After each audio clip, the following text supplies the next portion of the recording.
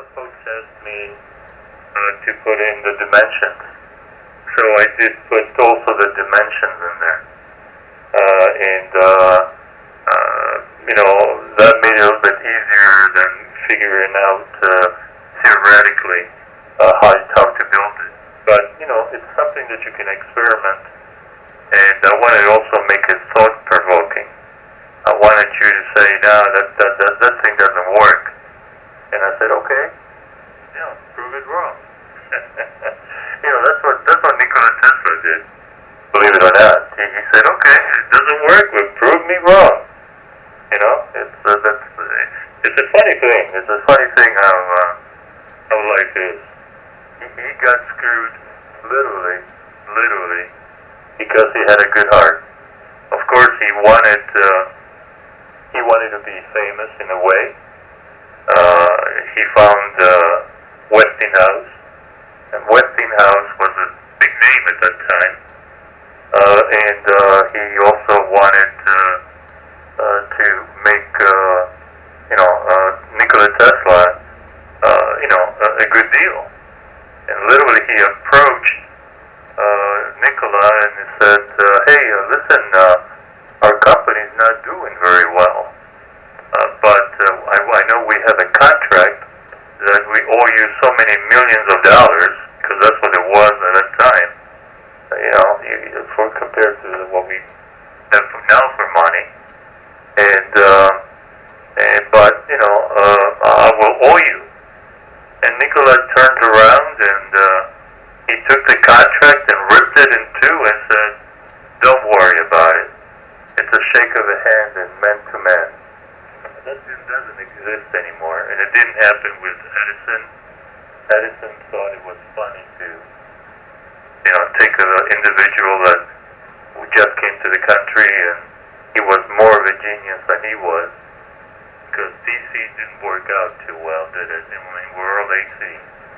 In some areas we operate in DC, but not coast to coast or around the world. So Nikola Tesla got the last laugh. Yes, he did die poor, but he died with a clean heart. And that, to me, is the most important thing. Being a man of your word. Back to you, Todd. You're absolutely right. I saw that Edison was trying to ridicule him by electrocuting an elephant, and that was here. Hydro-Quebec, that's providing power throughout Quebec, and even in the U.S., I think we provide hydropower, the very high voltage transport line, 400 kilovolt transport line, I think are on DC. But you're right, everything else is on AC now. The question popped into my mind about Tesla, since you seem to know his bio very well. Do you think he was onto something with this big tower and being able to power, to send electrical power over the air? And I saw that the tower was destructed, and I was curious if he was really onto something, and nobody wanted that thing to ever happen, because it would probably have ruined electrical companies that sell wires and that sells or install telephone poles and power poles everywhere, to distribute electricity. Do you think he was really onto something with that big tower? Yeah, that's called wireless power or energy transmission. As soon as his backup, which was Mr. Westinghouse, heard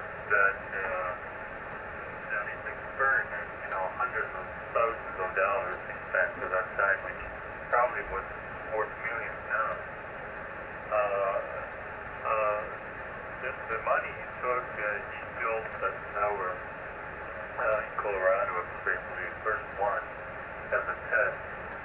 And he lit up light bulbs all the way in the field with no wires. In other words, the light bulb at the time could be used as an LC network. So it was a tuned circuit, and the oscillator was test. And eventually, once he found that to work, in a quiet place, then he built a big tower with a dome on top, and that was the capacitor. And he had the tower legs, I believe, going down to 20 or 30 feet or more, if I'm not mistaken, of bronze going into the ground.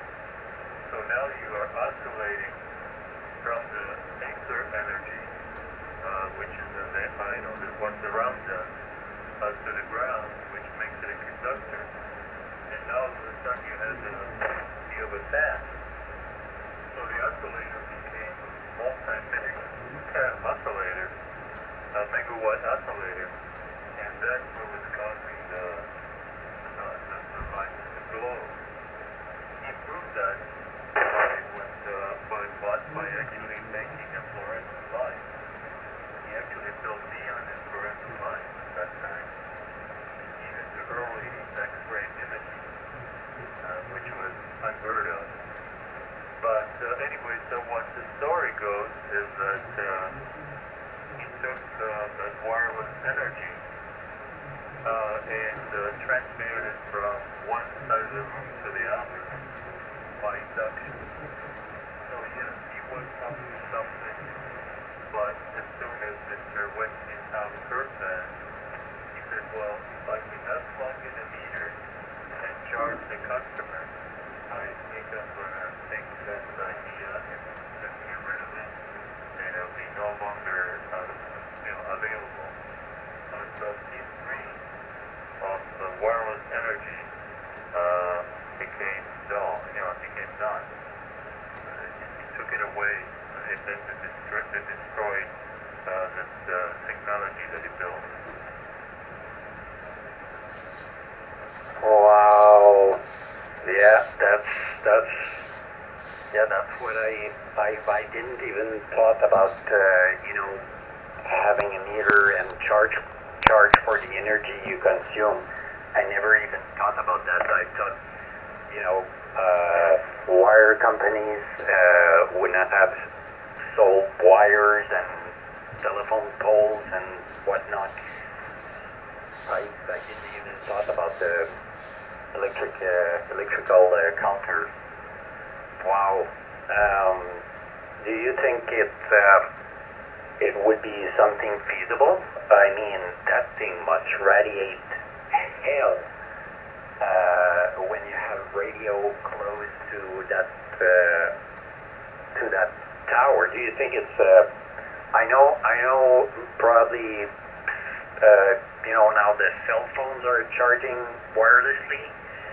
I guess it's a similar way, but do you think if Westinghouse would have pushed the envelope, do you think this technology that would work for you to be able to send electricity wireless at a very large scale? Well,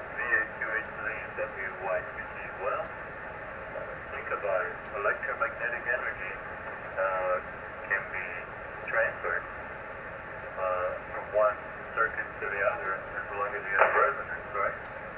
So, yes, you can.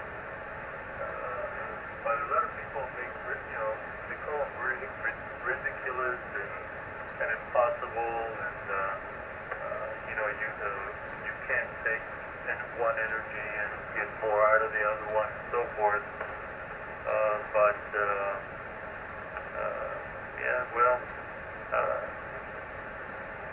He was he actually knew physics, and he was a mathematician, and he set things up in 2E that he wanted to do and accomplish in his lifetime.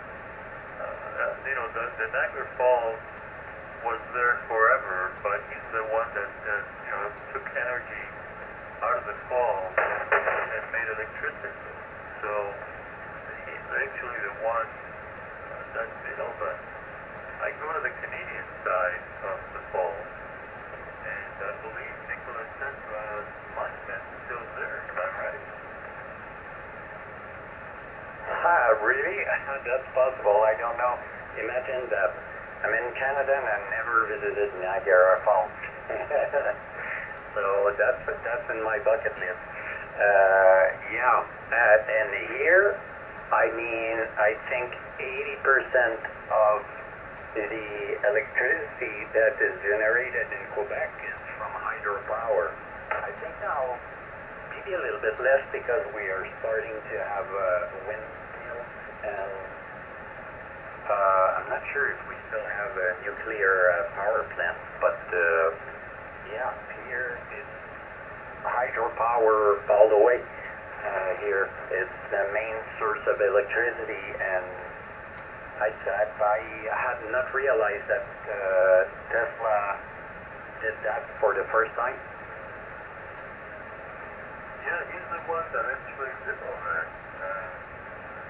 I'll give you a little thing here. For example, he actually had extensive studies and experiments in the laboratory, and in the areas of electromagnetic induction, plasma physics, mechanical resonance, and fusion. Now you're looking at an 1800 there. He patented different inventions that he had, including alternating current generation. He actually, came up with alternating current. Smart grid technology, smart grid technology or smart grid transmission technology. The pumps, AC induction motors and generators. Turbines. The turbine actually was more efficient than any other turbines ever made, but it went so fast that folks didn't understand it at the time. Wide-scale wireless telecommunications, multiplex wireless channels, remote control, and automation, wireless power energy, neon, fluorescent lights, early X-ray imaging, and what they call the dense X-ray, which was the technology that the military is using now, and I believe that was part of his invention, which was laser. So 80% of the products that we use today can be traced back to this. So we're talking on the radio right now without it.